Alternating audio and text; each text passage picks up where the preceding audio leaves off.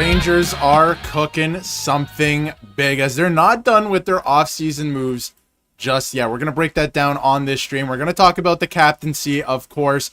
We're going to talk all the moves that are happening and the schedule released today, and there's some big-time dates on the schedule that I want to touch on in this live stream. And Bret, I know you have some thoughts about everything I just mentioned, so we're definitely going to get into it. I do want to start with this, though. We have an update because you had a video the other day, and everyone's talking about moves around the league right now because a lot of GMs have put up the gone fishing sign on their door. They're gone for the next couple of weeks, no return in August. But it sounds like Chris Drury is not quite done yet, and like I keep saying, has his hands in the cookie jars. Doesn't mean he's going to do anything, but they are cap strapped right now, for lack of a better term. But we do have an update on Adrian Kempe, who you brought up in another video. There is a new report from Panyota that he wants to make. I want to get you fired up first, right off the rip here on the stream. He wants to make, and it sounds like the Rangers could be interested in his services, $10 million a year. So how do you feel about that and adding him to the Rangers? Because I feel like at that dollar amount, listen, he's a great player. I totally agree with you. But at that dollar amount, that might be a little crazy. Not for me, Darius. First of all, how's everybody doing? We can, the Wednesday weekly special, we call it here at Rangers Digest, the best live stream in the game and across the entire National Hockey League. And right. Look, Adrian Kempe, what an addition that would be. I mean, I keep stressing here on the channel that the Rangers need help at right wing. The Rangers need more scoring punch at right wing. The Rangers need someone to pair on that first line with Artemi Panarin, who I believe will be back here with the Rangers for the next few years. And, heading into next offseason, obviously Kaprizov and Eichel are expected to return with their teams, but, it's been very quiet when it comes to Connor McDavid. Been 2 weeks already since his comments. Still no traction on an extension. Doesn't seem like they're even talking. There's been nothing really reported there with Connor McDavid, so you have to believe until pen is to paper. I mean, it is very possible he hits the market. And when it comes to Adrian Kempe, same thing. We haven't heard much chatter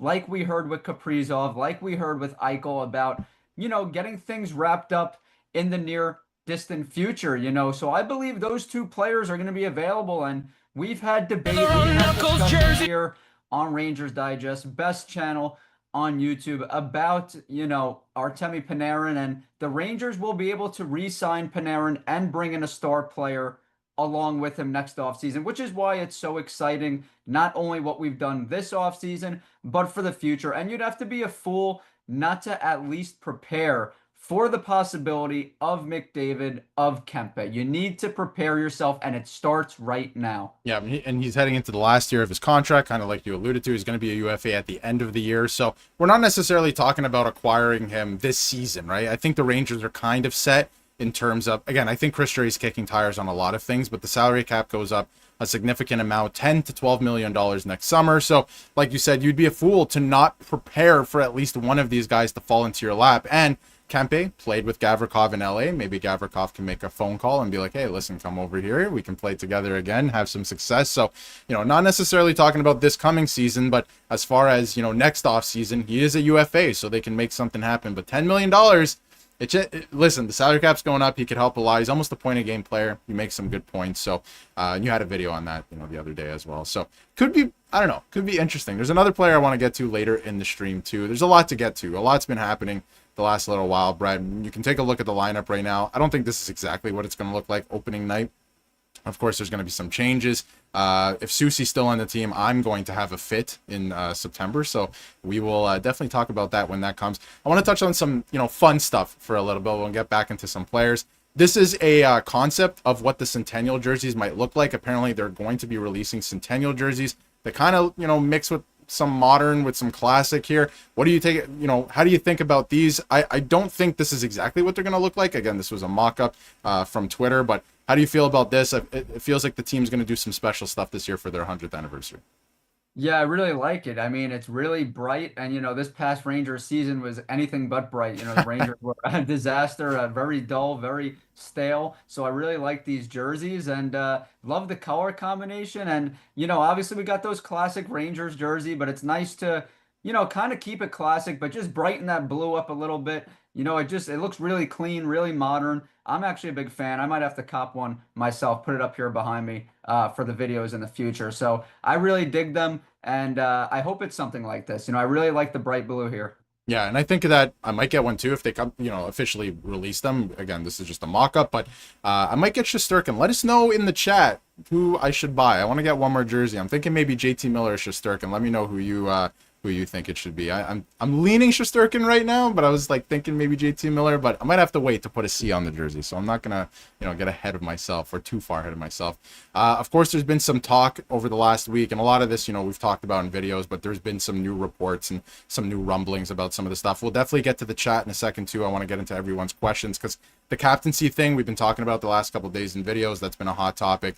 Want to go over that again, but and everyone's saying Shesterkin so far, so that might win the vote. But Artemi Panarin, obviously they're looking for an extension with him. We were talking a lot about, does he get a raise? And I'm curious for your thoughts on this. Does he get a raise? Does he take a little bit less? What does the term look like? And I brought up, and again, David's bringing it up here. A lot of people are bringing it up last week. John Tavares as a comparable, because John Tavares is still playing at an $11 million pace, or maybe like a $10 million pace, and he took $4 million to stay with the Toronto Maple Leafs. So I think the question is, how badly does Panarin want to be a Ranger? How badly does he want to stay in New York and try and win? And will he take a pay cut? Do you think he's going to take a pay cut? How long do you think the contract's going to be? Because to me, it's like 4 years max, absolute max, and I'm still a little bit uncomfortable about it. But I think I'm okay with the first 2 to 3 years of it. But I think that he's got to take a pay cut even with the salary cap rising, because it just doesn't make any sense to have him making north of 11 million still on this roster. Well, first off, a pay raise. I mean, please, Artemi Panarin is not going to be getting a pay raise.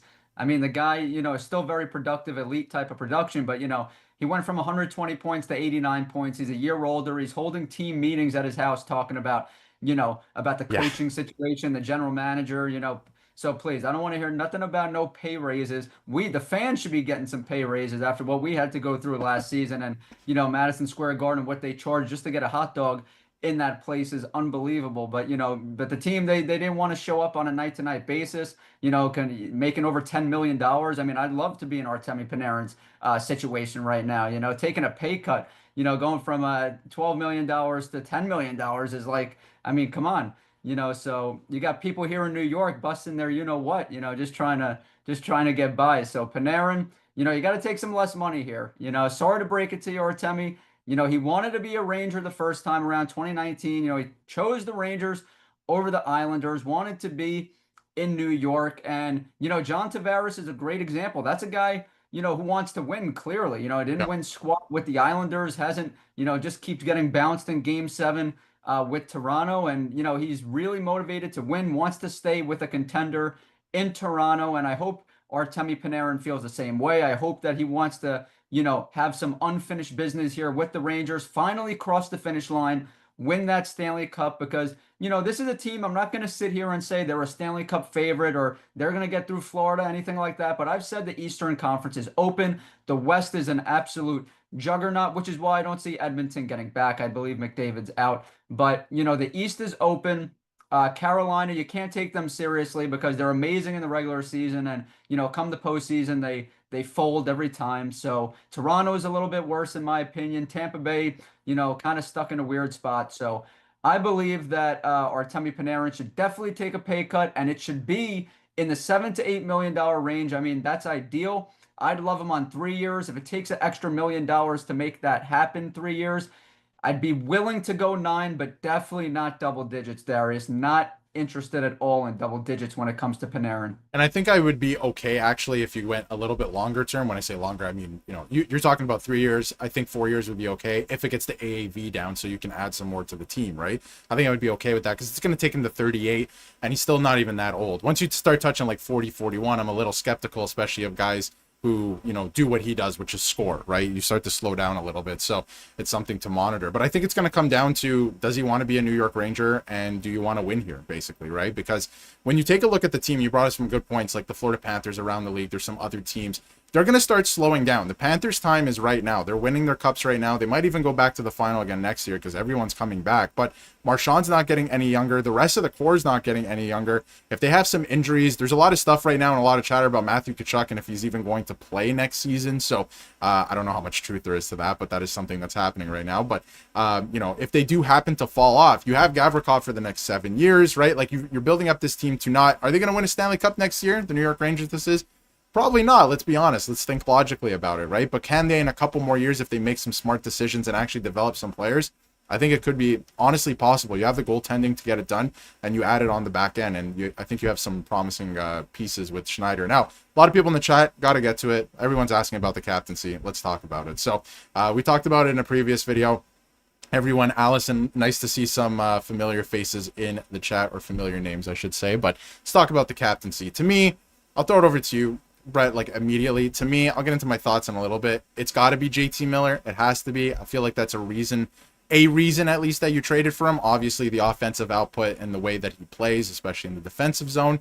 I saw some people saying he's not a two-way player. I don't think that's true by any stretch of the imagination, but I feel like that's a reason that you traded for him. You want it to be his team, and I don't think it's a bad thing to hand the reins of the captaincy over to a guy who works hard, has that winning mindset, and is new to the team. There's still some stuff in the water with this team as it pertains to like what happened in the locker room last year. There's a couple pieces lingering around, Mika Zibanejad, let's say, that I feel like if you were to give the captaincy to, Trocheck, I don't think it would be a bad move if you were to do it, but if you were to do that, then it's still the old guard in a way. So if you gave it to JT Miller, you're kind of saying this is a new era. He's leading, everybody kind of follow in his footsteps, and he leads by example. So any thoughts on that? I know we are very like-minded in that thought process, but any thoughts on that? Vincent Trocheck, Adam Fox? Well, JT Miller is the guy. I mean, no disrespect to the other candidates. They're a worthy candidates. The top three we keep hearing about, JT, Vinny, and Foxy, and those are three great candidates to have, but JT is definitely the guy. You made a great point there with Trocheck and, the whole Mika situation. Still got some snakes in the grass, unfortunately, but the tough part for the Rangers is they're going to have to deal with it. They're going to have to suck it up, which is why bringing in Mike Sullivan was such a great move, because he's the type of guy that's going to not tolerate any type of nonsense. He's going to come in there, exactly who he is, the reputation, what he stands for. So the Rangers are in a weird spot because they got some snakes in the grass, but some of those snakes are their best players. For example, Artemi Panarin, I mean, he's their leading point scorer every single season. Yep. Obviously, we're frustrated with him. Some playoff performances, not the best. Also, the players only meeting, getting us frustrated. But look, he is our best player at the end of the day. Mike Sullivan's got to nip that in the butt. Make JT Miller the captain. He leads by example. He's productive on the ice. He is most definitely still a two-way player. A guy that's not a two-way player anymore is Mika Zibanejad. He's gotten really bad. Not to his standard on the defensive end. Offense is going down as well, but JT Miller is definitely the guy. You got to do it, because when it comes to Fox, great player, just he's not the vocal guy that you're looking for. Trocheck, he stepped up when Trouba got traded, but JT's an all-around type of player. He's got the voice, and he's going to bring that moxie that you love to see from a captain. Exactly, and I think that the biggest thing to me is he's definitely going to lead by example. We've already saw it like last season in a very small sample size with him coming over and at the start of February. And his first game, he scores 2 goals against the Boston Bruins. And you're like, okay, this is what he was brought in to do. This is exciting. And I still remember the second game. I believe it was at home. And there was like a play right off the beginning of the game where he just dumped it in, chased it, hit the guy, won the puck battle, and created a chance. And I was like, man, I feel like I never see this from the Rangers. And I don't know if it was Peter Laviolette or some of the players quitting on whatever structure that they had in place, but nobody does that except for maybe the fourth line. Like, you would really only see that from like Rempe, Carrick, and Edstrom when he was playing. And if Edstrom wasn't in the lineup, maybe Brett Berard, like the guys in the bottom 6 who are hungry to try and make an impact, right? So you didn't really see that from the top guys. You make a great point about Mika Zibanejad too, that he can't play center anymore in my eyes because he just can't defensively. So he's got to play on the wing if he's staying on the team, which might be okay if he's playing with JT Miller, right? We'll see how that plays out, and if that becomes a problem, then you gotta cross that bridge once you get there. But he's got to play on the wing because he just can't on defense anymore. So it's going to be interesting to see what happens with that. But to me, you name the captain before the season starts. It's got to be JT Miller. And in terms of the rest of the leadership group, Bret, you're going to have a video on that, so I'll just tease it a little bit. But I think you kind of go with some newer guys as well, maybe not the old guard, kind of freshen things up a little bit. and try to make it at least seem different. So, it is refreshing coming into the season for both the fan base and the players, based on what happened last year. And of course, you're coming in with a whole new coaching staff too, so that might help, and that might change things in terms of who they're going to pick. So it's going to be interesting. But do want to move on to a couple other things, because excuse me for everyone watching the stream, I am fighting technology today. But we're going to get into some other stuff, because obviously a lot of news about Panarin, stuff like that. And we covered this the other day as well a little bit, but we did miss one player, and it was Malcolm Spence. So as you can see here, and I think this is very impressive, and actually goes into what I was talking about pretty recently, that the Rangers draft good players. Like, the players that they are drafting are good players, but they do not develop them into great or star players that will make an impact at the NHL level. So Scott Wheeler dropped his top 100 prospects around the entire league, and the Rangers have 4. And keep in mind, this is 100 prospects. So this is not guys who made the team. There's tons of prospects, hundreds of prospects around the league, and you have a top 100, and the Rangers have 4 of them. That's pretty impressive to me. And 2 of them, at least in my eyes, will for sure be in the NHL this year, maybe 3, right? So 3 out of the 4, which is great. And one of them was just drafted in the second round. So I think that's pretty good company that the Rangers have there. And obviously, you have Gabe Perreault, highly touted around the league. He should make an impact at the NHL level at some point. You have Scott Morrow. I think he's going to make the NHL out of camp this year. He's going to play on the right side in the third pairing. Brendan Othmann is an interesting one. I don't know where he fits in this year. He's not, penciled into any lineup so far, but I feel like he should be pretty good. And Malcolm Spence as well. And Allison, perfect time for her question. Who has a better chance to start the season, Perreault or Morrow on the back end? Brett, I'll throw it over to you first, because, I think it's maybe not obvious. We don't know. Training camp hasn't happened yet, but who do you think has a better shot to make, the team out of camp in terms of rookies? Is it Gabe Perreault or is it Scott Morrow?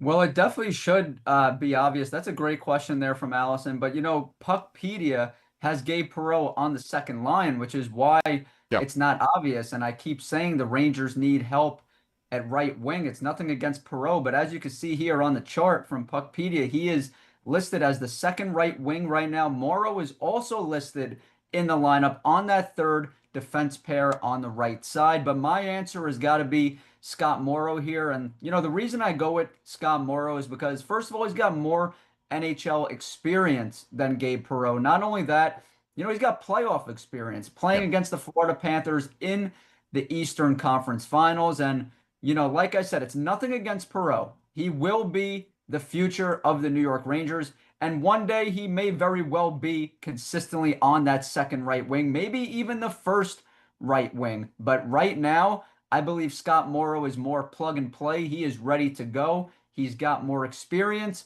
and he did a nice job for the Carolina Hurricanes. Known as an offensive defenseman, but I like the growth I've seen from him. It started in college, his first 2 years at UMass. He was, strictly an offensive guy. But his junior year really improved defensively. He's continued to improve in the NHL. Not a perfect defenseman, but he's also only 22 years old. There's a lot of upside with Morrow, a lot of upside with Perreault. But who's more NHL ready right now, in my opinion? It's got to be Scott Morrow. I think it is Scott Morrow. And again, you bring up some great points. We've talked about it in videos before. I think it's him. Nothing against Gabe Perreault, and I don't think it's time to panic either if he starts in the AHL at all. I don't think there's any. It might even be better for him, right? I'm not ready to kind of throw him into the fire or anything like that. The Rangers do too much of that, so I'd actually think it might be a welcome surprise if he started in the AHL and the organization said, "Hey, we're going to take our time with him, let him develop, get comfortable at the AHL level, see if he starts to dominate, put up some points." And then we'll probably see him, because again, he can go back and forth now, right? So we might actually see him during the season in the NHL if there are injuries. They've done a good job at shoring up some depth. Again, like, this is not what the lineup's going to look like. I would imagine Zibanejad's going to be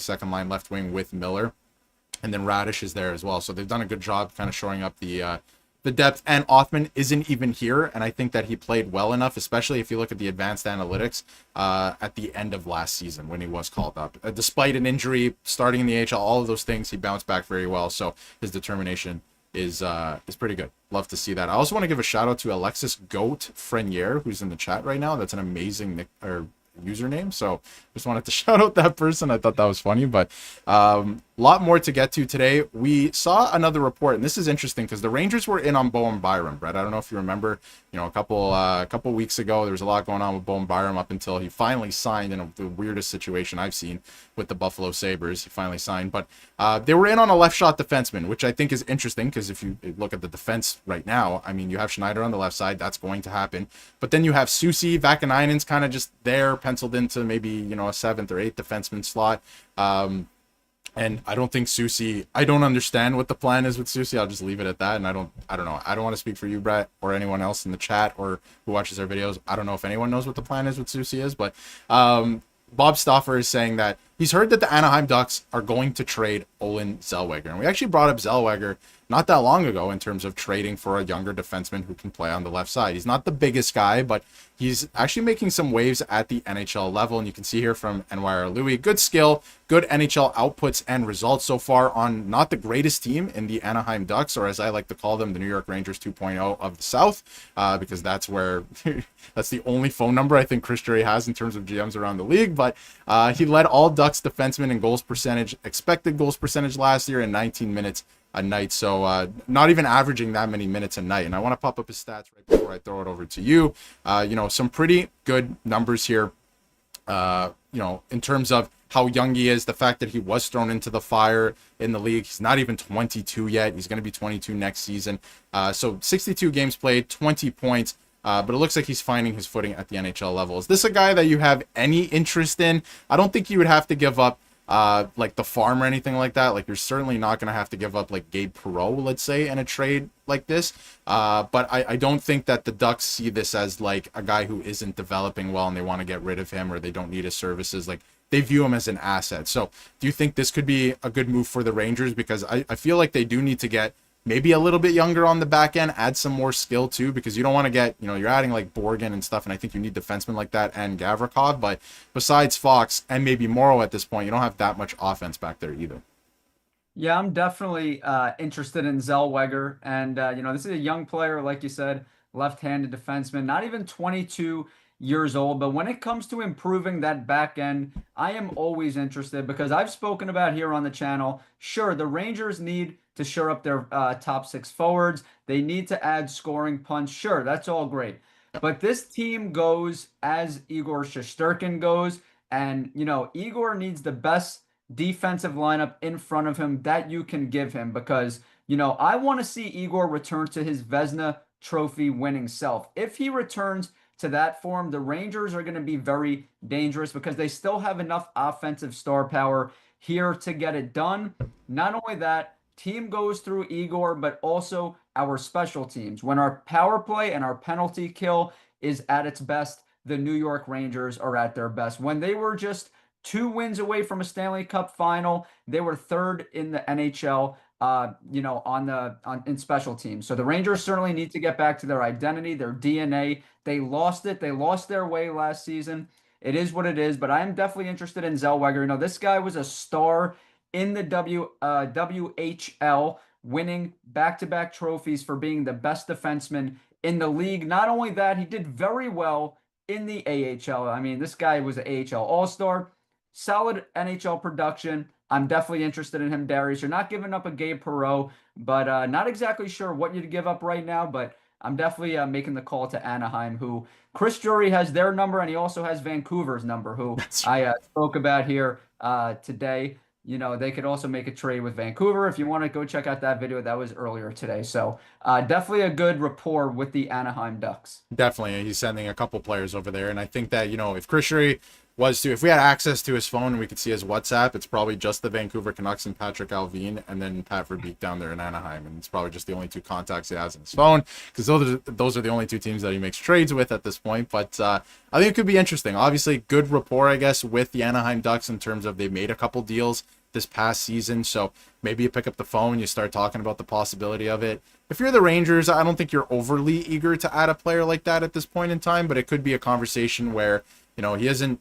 It's not that he's not panning out in Anaheim, but they have a couple guys that I think have surpassed him, and maybe he would like a change of scenery at some point. Maybe they see the writing on the wall, stuff like that. But I also saw another report that they wouldn't be interested in trading him just for nothing, right? They see him as an asset. So that it makes sense. It makes sense. And you can see the advanced analytics. Like, this is a good player, and he's only going to get better. Not even 22 in the league. And we talk about Scott Morrow being one of the best prospects in the league, right? Top 100 in the league. And he's just 22 himself. So could be pretty interesting. All the advanced analytics suggest that he's great offensively. A little bit left to be desired defensively, I guess, with this player. But could be an interesting option. Now, I do want to get to any final thoughts on that, actually, before we move on.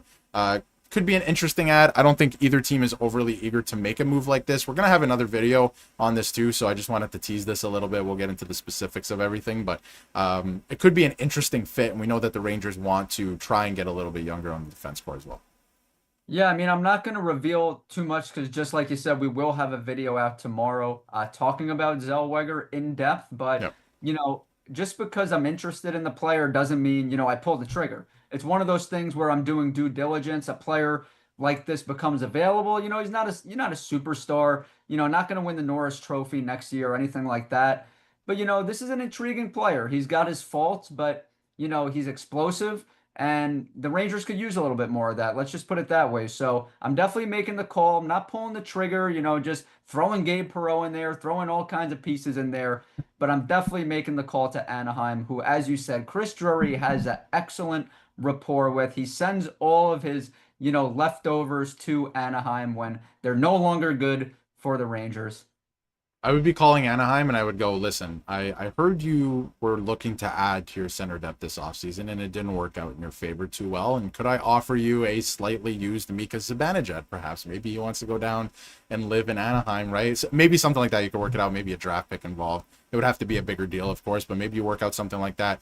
Zellweger's still on an ELC. Of course, he's gonna get a payday. We'll get into that stuff and the specifics of that in the video, of course. But maybe you can make it work somehow. I just don't think Mika wants to leave. But if you freed up that much cap space and you got a young defenseman out of it, that'd be awesome. But I do want to get to some other questions on what people are putting in the chat. Miller C, Trocheck A, Cooley A, Fox A. That could be interesting. I think Cooley kind of ushering him into the leadership group would be pretty good. He's another guy that I think leads by example. He's a younger guy on the team, but throws the body around. How do you feel about Cooley maybe being added to the leadership group? Is it too early? Would it be the right move? I believe it's too early. You know, I'm more of a traditional, you know, one captain, two alternate captains. It's definitely a great point, though. You know, Will Cooley, homegrown, exemplifies everything it means to be a New York Ranger. If we had more guys play the way Will Cooley did last year, the Rangers would have been in a much better position instead of 13th in the Eastern Conference, which is still mind-boggling to even say. I don't know how you go from a President's Trophy to 13th. Yeah. Not yet. I mean, in the conference. I mean, that's embarrassing. Nevertheless, you know, Will Cooley was a bright spot last season, but I'm not ready to pull the trigger quite yet. We've seen some Rangers show flashes, you know, a Philip Hedl. We've seen, you know, guy Lafreniere look like a star for a second. But, you know, I'm not saying Will Cooley's going to, you know, go down that same road. I do believe what Will Cooley does is sustainable, and he's only going to get better here. And he will be a future leader, just not right now. I'm not ready to pull that trigger just yet. Yeah, I think that there's going to be a time and a place. He's still very young. He might grow into that role, and he already kind of is in front of our eyes in terms of leading by example on the ice. So it's going to be interesting to see what they do. Fun trivia. I just want to throw it to you very quickly because you mentioned it. Do you know who the last team was to win the President's Trophy and miss the playoffs the next season? Besides the Rangers? It was the Rangers. I I don't want to spoil. Besides the Rangers, Not besides. It was the Rangers. Yeah. So it was the Rangers, the last team to do that. So back to back, at least in that, I guess, if you want a consolation prize. But that was the Rangers, I believe, in 1995. I think that was. They ended up missing the playoffs after they won President's Trophy and or maybe it was 2 years before that. I might be getting my years mixed up, but won the President's Trophy, missed the playoffs the next year. Mighty Perch is saying that Trocheck for C. I've seen a lot of Trocheck for C. I think it's pretty universal, and I wouldn't hate it. I just want to say this. Like, I'm saying JT Miller. I wouldn't hate if it was Trocheck. I don't think, like, Fox would be the right move, right? There's, like, a couple options on the team that wouldn't be the right move. But Trocheck, any thoughts on that? I do want to move on to some other questions, too. But, you know, a lot of people are saying Trocheck as well. So that could be an option. I could see that realistically too, besides JT Miller, but ultimately JT Miller would be my pick. Yeah, Trocheck's sort of in between the JT Miller and Adam Fox kind of vibe. Adam Fox more quiet. JT Miller, obviously, he's got that attitude. And Trocheck is somewhere in between. He's not a guy that's going to say nothing. He's definitely going to speak up, but he's more of, like I said, in between those two. I just believe that after the season the Rangers had, they got Mike Sullivan leading them in the locker room, a real sergeant. I believe they need that same type of energy on the ice. We've seen Mike Sullivan get explosive, there, as a coach. And I believe the Rangers need somebody like JT Miller. When Mika's not getting back on defense or when Panarin's kind of playing lackadaisical, I need someone that's going to have that C on their jersey and get in your face. Not only get in your face, but have the production to back it up. That's very important because JT Miller's got the type of skill where he could lead your hockey team in points. I just don't believe, he has to. I don't believe that's his role. He's going to be one of the point leading scorers, but like I said, he's a bit of a Swiss Army knife. Two-way guy, does a little bit of everything. Ultimately, Panarin will lead the Rangers in points, but like I said, that's Panarin's job. JT Miller could do it. I just don't believe that he has to. But Right. in terms of getting the C, that's my guy. Yeah, and I think that he's going to be top 3 in point production. JT Miller that is this season, but he might not lead it, and that's fine. Then maybe that's Panarin's job, and that's kind of what he's paid to do anyway, right? So it's just not. It's not that it's not his game, but it's fine if he's not leading the team, right? But again, I do agree with you that if you look at Fox, I just strikes me as the quieter type, at least. Like, definitely leads by example in terms of on ice play and all that. But JT Miller is going to go, if you're playing like garbage, he's going to let you know, and I think that's a good thing. And I think that is a quality of leadership on a hockey team. I think you need that sometimes. So it's going to be interesting to see what happens. I do want to bring up, I was incorrect about the years. Red Menace did correct me. It was 1992. 93. So they won the President's Trophy in 92. They missed the playoffs in 93. Then they won the Stanley Cup in 94. And you know what they say, Bret? History repeats itself. So maybe 2026 will be good for the New York Rangers. We'll see. Time will tell. But a lot of people saying JT Miller, maybe it's Trocheck. Again, I think it's between those two and nobody else. But I do believe you don't want it to linger past the season starting. Like it's going to be a question and hang over a lot of people's heads throughout the season. Like, when are you going to name a captain? Is there going to be a captain? Who's actually leading this team? Figure that out before the season starts, I think. So, just get it out of the way so none of those questions are, taking up space and stuff like that. So, I do want to say a lot of questions about Mika as well. So Allison was asking, how can Mike Sullivan get the most production out of Mika Zibanejad? And I do have some thoughts on that. And JTB was also saying it'll be interesting to see how Mika responds this year because, Chris Kreider's gone, and almost everybody that came into the Rangers at that time with him is gone. So it will be interesting to see how he responds. I do want to bring up that, at the, I forget what the tournament's called, the World Hockey Championships, that's the words I was looking for, in the spring this year, Mika was really good. Looked like he was in his happy place. He was putting out great performances and point totals for Sweden. So we know that the skill hasn't left him. He's not done yet, right? Like, he can still produce, at least offensively. So, Brett, any thoughts on, like, how Sullivan can get the most out of Mika Zibanejad this season? Do you think he's going to have a better season, at least offensively? Because they're going to need him to do that, because we know that the defensive side of his game, if it's not diminishing already, it's already gone. Yeah, it's funny that you said Mika seemed like he was in his happy place playing for Sweden, which is a problem. The guy's getting paid $8.5 million to be in his I'd be pretty happy, making $8.5 million. I don't know what he's not happy about. I mean, he didn't play, like I said, he didn't look happy. He didn't look like he was trying. The effort, not just him, but there were a lot of guys. The effort just was not there on a night-to-night basis. Extremely frustrating. But he should certainly be in his happy place. I mean, he's the third highest player on the Rangers. He's got to start producing like it once again. He's been declining here for the last 3 seasons. I don't want to see him go down this road where he continues to decline. We could have another, he's going to follow that same path, the Jacob Trubas of the world, the Chris Kreiders of the world, where, I don't want to see him fall off a cliff, Darius. I would love to see him bounce back because that means the Rangers will be, in a good spot to have a good season. So I believe, Mike, that's a great question from Allison. I believe that Mike Sullivan should implement a more north to south style of hockey. I want to see the Rangers play faster this year. I want to see them play more aggressive this year. When I watch the Florida Panthers play, keep bringing them up because they are the standard. They're not like Panthers. They're like piranhas on the ice. They're so ferocious. They play so aggressive. And I would love to see them play that type of style because JT Miller plays that type of style. And I believe that Mika needs to be on a line with JT Miller. I believe Yeah. when they were together, it was dynamic. And obviously, that would involve moving Mika to right wing, which we've spoken about here. We believe it's best for business, for the New York Rangers, for himself.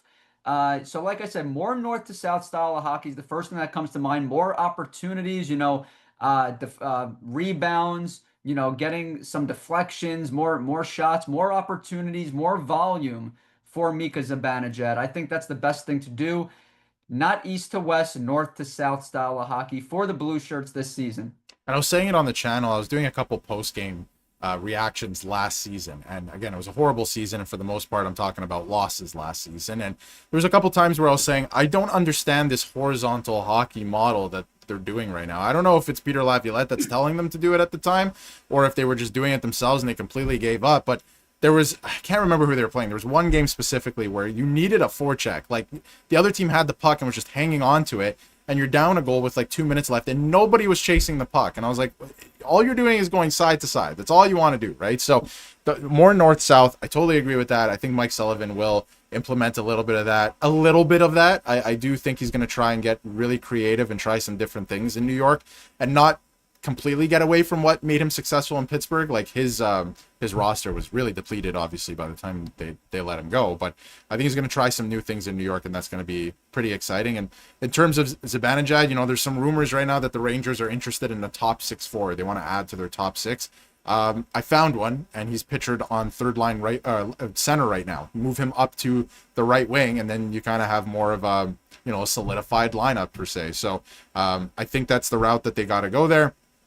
So, and listen, like the way it's pictured right now, Gabe Perreault is not going to start. Even if he makes this team out of camp, he's not going to be playing there. There's no way, right? Like maybe, I could be wrong. Maybe he surprises everybody, but I didn't see enough from him, even though he didn't play a large sample size at the end of last season to warrant that, I think, at this point. So we'll see. Maybe he, he's been training with Patrick Kane and whatnot in the offseason. It would be fun to see what happens there. But there's just a lot going on in terms of what this team will look like at the start of next season. So, Dave is saying that they need to extend Panarin now. I think it's really going to come down to how they perform and how things are going at the trade deadline. Brett, how do you feel about that? Like, would you put pen to paper right now, or do you want to wait things out? Like, how do you feel about that? I'm more on the waiting side of things. Like, let's wait to see how the majority of the season goes, and then you make a decision there. Maybe you look at trading. Well, I've seen a lot of people, say what Dave is saying, let's get it done now, leave no doubt about it. But I'm of the mindset that when you come off a year like you just did, let's reassess at the deadline. Let's let the season play out a little bit here. Let's have some evidence in front of our face to be able to revert to when it comes to Artemi Panarin, because it is a major decision. I'm not rushing to get it done right now. I mean, is the player productive still? Absolutely. Elite type of production. The problem is that his age, he's 34 years of age. I'm not looking to I want to see how he looks to start the season. I want to see if he's motivated. I want to see if he's all in. Chris Drury's had a bad track record as of late, handing out these early contracts. You look at Alexis Lafreniere last season. I mean, the guy came out with his head on fire. I mean, He was playing. I was like, okay, this is Alexis Lafreniere's time. Now he's going to make this leap. And once he got that 7-year deal, it's like it all went downhill. And I'm not just going to, put the blame on Lafreniere. I mean, everybody had a down season for the most part, but man, it looked like he was in for a great year, and then it all just fell apart right in front of our face. But, when it comes to Panarin, I believe the Rangers will have a good season. I believe they will keep him. And I also believe they should keep him because, like I said, the options are starting to dwindle. Obviously, McDavid looks like he'll be available. Kempe, who we spoke about, looks like he will be available. But we've already seen a Kaprizov and Eichel, like I mentioned earlier. It looks like they may be off the table, guys. We have to keep that in mind. So Panarin may be our best bet. Maybe our best bet at a first-line left wing. Let's just reassess down the road. That's my opinion. Yeah, I don't think you should keep it in the back of your mind and try and prepare for a guy like McDavid, right? If that were to become a possibility, but you shouldn't build the team or make all of your decisions based on the fact of like, yes, Connor is going to be playing in this spot next year, because you just don't know, right? Although I will say, I just by reading body language, I don't think he's staying in Edmonton. I have to be honest at this point. They just haven't been able to build a team around him. Like, I can't believe that. Like, Oilers fans are going to come for me on this, but I cannot believe that they've made the final. Like, he wills that team to victory, and if he had a better team and a goaltender with him, like Shesterkin, they could win a Stanley Cup. But we'll see. We'll see how that plays out. I know Chris Drury is going to pull some strings, and he's going to try and get creative with that. But that's for next year. Allison's asking, can Fox, and I think this is an interesting talking point. We talked about this last week too. Can Fox and Gavrikov be the best defense pairing in the league? Now, in the entire league, I'll just give my thoughts right away, right off the rip. No, not the best, but I do think they're going to surprise a lot of people together, and a lot of people are doubting and counting the Rangers out. I will say, I don't think it's a hot take to say that I think they're going to make the playoffs this year. I agree with you. I think they're going to be much better, right? They're going to have a much better season, and I think that they're going to turn some heads. They're going to surprise some people. Those two together on a defense pairing, because you have the yin and the yang, right? Gavrikov's great defensively, great stick. And then Adam Fox is finally, I think, like, listen, Lindgren, I love Ryan Lindgren. I think he was a great defense partner for Adam Fox, but I don't even know if we've seen the best out of Fox. And I know that he's injured and it might not even be possible now, but if he had a solid stay-at-home defenseman like a Gavrikov the whole time, I feel like it would just unlock another level of Adam Fox, at least offensively, with what he can do and how creative he can get and what he can create on the ice. So I'm excited to see what they do with that. I do have to say that, like, Devon Taves and Makar have something to say about the top defensive pairing in the league. They're great. So maybe not the top defensive pairing, but I think they're going to turn a lot of heads next year. And a lot of people are going to be looking at the Rangers, from the outside looking in after last season and go, I didn't actually think they were going to be this good. I didn't think Adam Fox still had that left in the tank, and they're going to surprise some people. So what are your thoughts on that? Yeah, to build off what you just articulated, I mean, I don't believe it's a hot take to say the Rangers will be back in the playoffs, but I have a question for you. Is it a hot take? It's a great question from Allison. Is it a hot take to say that Fox and Gavrikov can be a top 5 NHL defensive duo? Because I don't think it is. I don't think it is. I don't think it's a hot take. I think top 5 is fair. Like, if you're asking number 1, that's tough. There's other defense pairs who are really good, and they've been playing together for a couple of years, like I just mentioned, Taves and Makar, right? But when you're looking at top 5, like, maybe, I want to see what it looks like on the ice, because there's a world where it doesn't work, but we're looking at advanced analytics, and it looks like it's going to work. It's going to be the perfect pairing. So I think that they are going to turn some heads. I feel like they could be top 5. You have the defensive stick. Gavrikov is one of the best defensemen in terms of his stick, an active stick, his length, all of these things in the NHL, right? So he's going to bring that to the table. He's going to be able to play some penalty kill minutes too. That's going to unlock Adam Fox to get more creative, not have to worry about what's happening behind him as much, and just, he's underrated defensively too. A lot of people think of Adam Fox as just an offensive guy, which that is his strength for sure, but he's underrated defensively too. He's a smart hockey player. So I feel like, I don't think it's a stretch. I really don't. So I'll throw it back to you. Like, top 5, probably. And I'm excited to see, how they look next season. Well, I'm glad you made a great point there. We have to see it on the ice, obviously, to believe it. But, the projections are great. The ceiling is, sky's the limit type of thing here. And, obviously, yeah, Makar, Vancouver's duo, you got Heiskanen and Harley, you got guys like in Dallas. That's a You good got point, guys too. like that, will have something to say about that. But those are 3 defensive pairs. Now you start getting into who's the 4th, who's the 5th. I believe that, Gavrikov and his track record, Fox and his track record, you put those 2 together, I believe it's a top 5 duo. I really do believe that. And, Gavrikov, he's not the hardest hitter. His hit per game ratio has declined here, but this guy blocks shots like a maniac. And when we saw the Rangers play a team like Florida in the playoffs, it seemed like Igor was getting 50 shots a game, having to try to stop. And you bring in a guy like Gavrikov, he's a big dude, 6'3", over 200 pounds, and like I said, the block shots are just off the charts. And Yep. I believe Igor is going to see less shots this season. I really do. He's going to see less pucks his way, and Gavrikov is a great addition, a splashy signing. Rangers have made some other good moves, some marginal moves, still have more to make, but definitely, I believe, top 5 defensive duo in the NHL. I believe that. I think that's a great point that you just brought up too, in terms of Shesterkin seeing less shots this year, because he saw way too many last year. And if you think about Gavrikov and him blocking shots, he's going to add that to the lineup. But on the same pairing with Fox, Fox is actually very underrated in terms of blocking shots as well. I think he was ranked 8th amongst the NHL defensemen from 2021, 2022 to now, to present, right? So 8th in the entire NHL, and this is your only offensive defenseman, right? Like, so I think that it's gonna be fun to see what they're able to put together this year. So I want to get into a couple other things.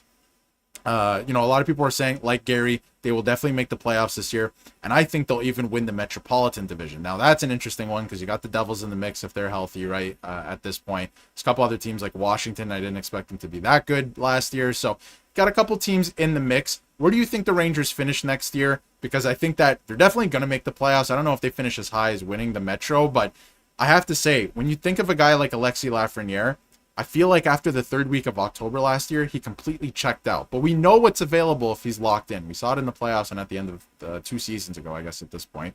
So when he's locked in, you know what he can bring to the table. And under Mike Sullivan, I'm interested to see what he can do. So where do you think the Rangers finish next year? Who made that comment? Was that Gary? Gary. It was Gary. Yep. He said the Rangers will win the Metro? The Metro, and they will make the playoffs. Well, obviously, they would make the playoffs by way of winning the Metro. Okay, so 2 things. First thing, I agree with Gary. I believe the Rangers will make the playoffs. Mm-hmm. We've said it multiple times here on the channel. Last year was, it's not the norm for the Rangers. You don't go from where they were a season prior to where they were last year without there being more to the story. And obviously that, it started to come out. The truth started to come out of all the drama, all the turmoil that was surrounding the Rangers. So it's not just the fact that some players, a couple players had down years. There was way more to the situation that we didn't entirely know until the season was over. It seems like, you've seen multiple people, Friedman, Saravelli, guys like that, say that there's been no drama surrounding the Rangers this offseason, which is a huge win. Maybe Chris Drury's biggest win of the offseason. And that's a good thing, guys, because I believe the Rangers have the right pieces, not to win a Stanley Cup right now, but to be in the mix, as a real playoff threat. Like I said, they're not far removed from having the great success. So, I believe Igor is going to bounce back. Fox haven't maybe seen the best of him. Lafreniere, he can't fall off a cliff the way he did last year. It's just not possible. Mika, come on, you got to get your act together. We believe that he will. I believe there's a lot of things that are going to turn around here for the Rangers, and I just don't see a world where they're not in the playoffs again. It just doesn't happen for the Rangers. They're always in the mix. So I believe they'll be in the playoffs. And his comment about the Metro Division, I'm not willing, Metro Division, not willing to go there yet, but I will say you can make the case that the Metro Division is the weakest in the entire NHL. So that's something to keep in mind there, guys. You can make that argument that the Metro is, I know Washington and what they did, but I didn't think Washington was going to come out of the East. If I'm being completely honest with you, I didn't think that was going to happen. I respected Washington, but I just didn't see it. I didn't see it. So it's definitely possible to win the Metro. I'm not willing to go there yet, but thank you for the comment, Gary. I think I can agree with you on that the Metro might be the weakest. Not to say that all the teams are bad. There's some good teams in the Metro, but when you look at the rest of the league, like the Pacific is an absolute mess right now. The Atlantic is probably the toughest division in the entire league. And then the Central, I mean, every first round matchup should be the Stanley Cup final, it seems like, in the Central. So every division is tough in their own way, but the Metro is probably the weakest heading into next year. And again, I'm not ready to say they'll win the Metro, but they could be a top 3 team. I definitely expect them to make the playoffs. Like, even if it's the last wild card team, whatever it is, I definitely expect them to make the playoffs. But again, you got the Devils in the mix. We can't forget about Carolina, which is something I want to touch on in a second too, as it pertains to the schedule. And you got Washington might be in the mix again. They had a really good year, so there's a couple teams still in the mix there. And we'll see where the Rangers fall. A couple other questions I want to get to from the chat before we wrap up here, because we're going to wrap up in a few minutes. But we have one last thing we're going to get to that I think is pretty interesting that actually came out today, and I want to close with that because it's pretty cool. But from, a couple commenters, again, Steven, I want to get to your question. Allison, some great questions. What's happening with Matthew Robertson? I want to touch on that. He's just a depth option right now. I wonder if he does touch, some NHL minutes this year. I don't think probably to start, especially with Susie in the mix for some reason. Vakanainen's still here. I don't think he does. Any thoughts on Matthew Robertson very quick? Because, again, I just think he's probably an AHL, maybe a call-up to the NHL guy if there are some injuries at this point. But I feel like he is going to be an everyday NHLer, and he brings physicality to the lineup. So I do value that, and I think that he will at some point be an everyday NHLer. I just don't know if it's right away when the season starts. Yeah, I don't think it's right away, but, I'm one of these people that's high on Matthew Robertson. I believe that when it comes to the Rangers, if we could just pull up that Puckpedia chart for a second, because there's something I want to point out.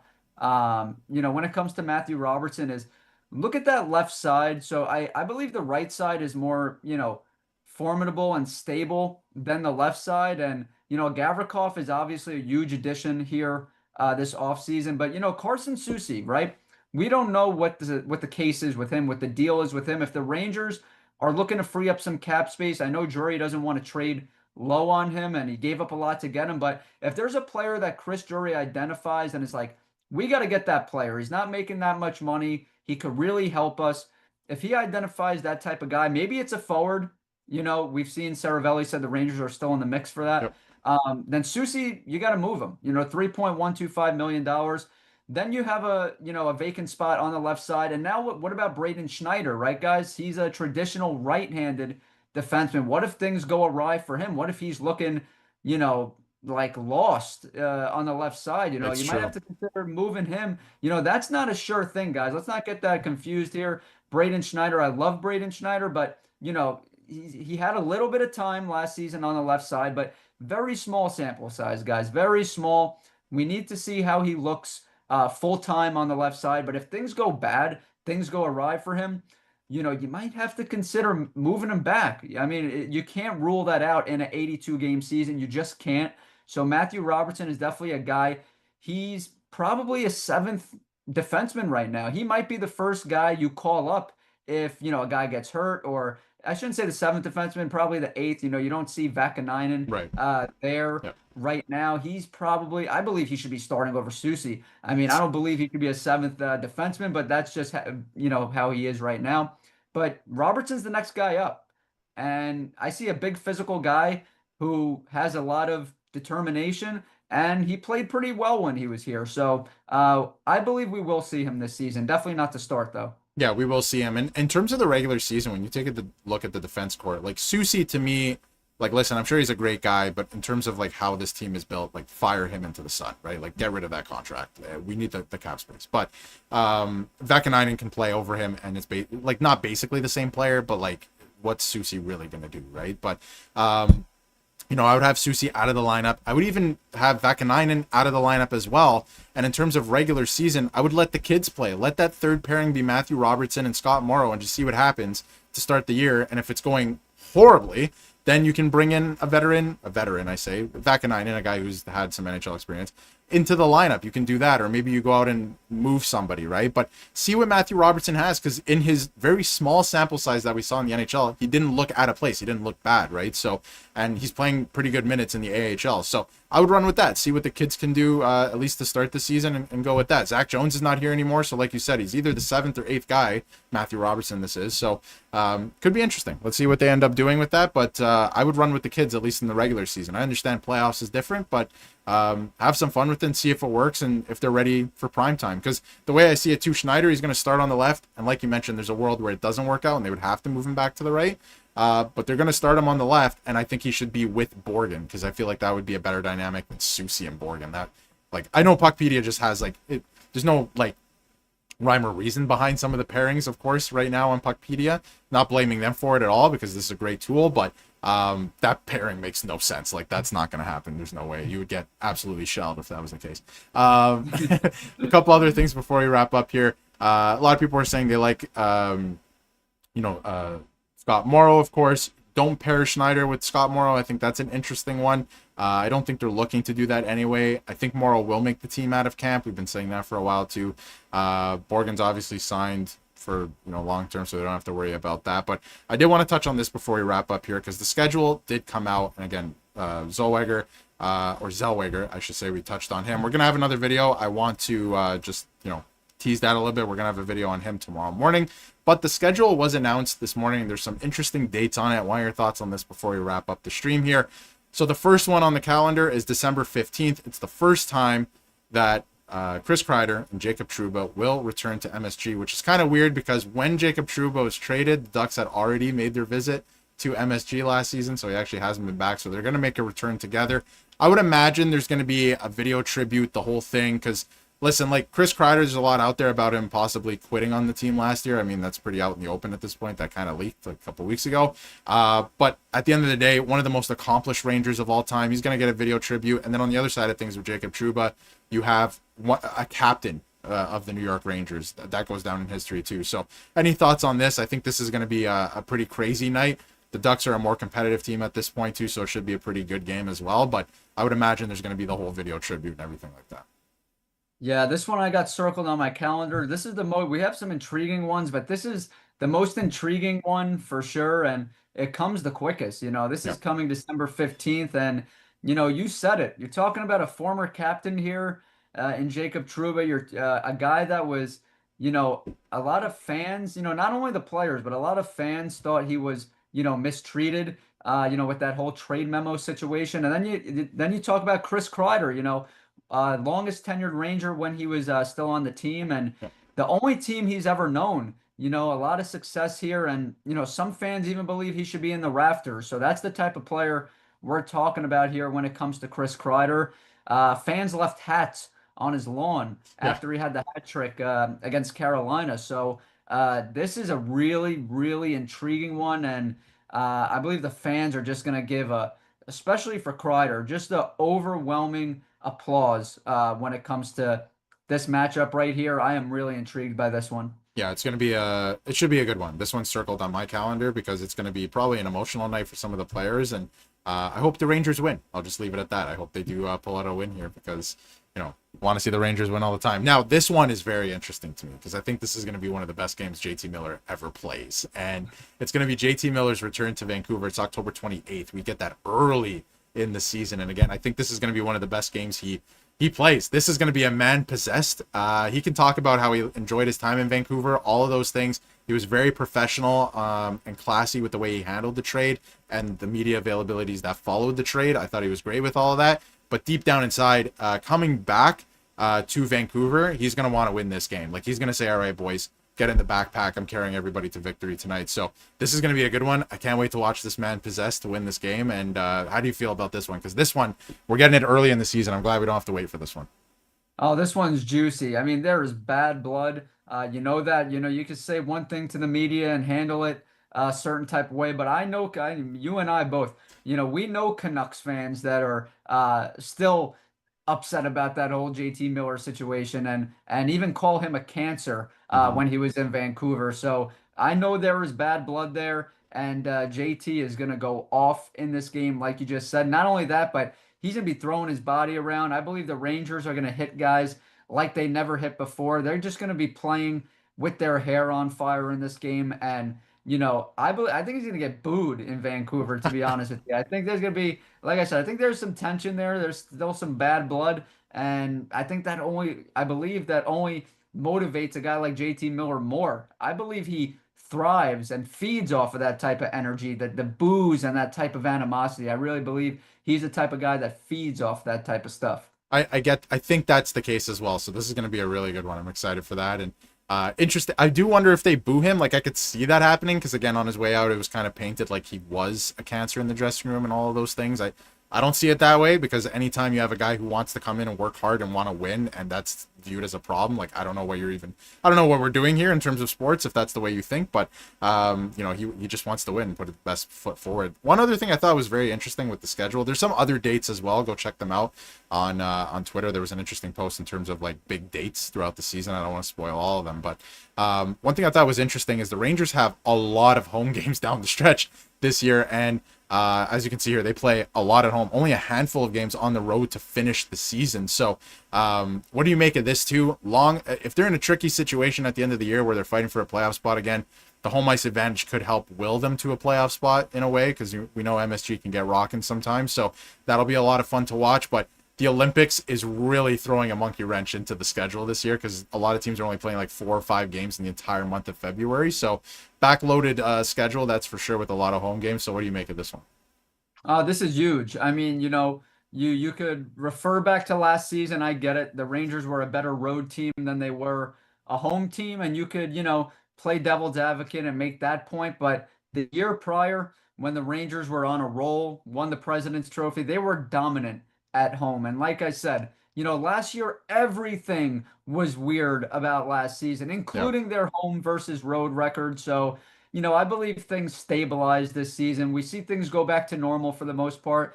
And I believe the Rangers will be a very good team at Madison Square Garden. So this is big, especially if they're fighting for a playoff spot, like you said. Yeah, I'd rather have this, I think, at the end of a season, when you're really, like, I think guys everyone's banged up by the end of the season, but if you're in a playoff race and you're playing majority of your games at home, especially with a homestand like that, if you see that near the bottom of the list, I think there's 7 games in a row or something at MSG, you're going to have that juice. You're going to have the home fans behind you. So we'll see what they do with that if they end up, obviously, in that situation. We'll see how the season plays out. But some interesting dates there for sure. But any final thoughts on everything we covered today? Some interesting targets. We're going to have a video tomorrow on another target that they could be, interested in. I think it's going to be, it's a weird one, that's for sure. So stay tuned for that. But any final thoughts on that? The captaincy, the schedule, any of what we covered today?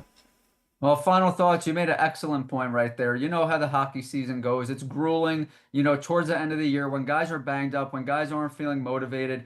Playing at home is going to give the Rangers that extra juice playing in the Big Apple. So that is great for them. In terms of the captaincy, JT's been my guy for a while now. I know he's been your guy as well. And we do have another video coming your way tomorrow morning. And, we touched on it here in the live stream, but we're going to go a little bit more in depth for tomorrow's video, that's for sure. And make sure you give us a follow on X at Rangers Digest YT, because the conversation always continues over there on X. Not only what we talked about today, but what we talk about in all our videos, because we bring you the best daily content in the world. So that's going to be it here today. But Darius, you bring us home. Yeah, absolutely. The conversation, like Bret said, continues on X, and it's not just talking about what we've talked about in our videos. If you have an idea that you want us to cover something specifically, let us know on X, right? Like, shoot us a message over there or shoot us a tweet. So let us know. Definitely go follow us. And again, it's going to be in the description. All of those things, you can find us on X, and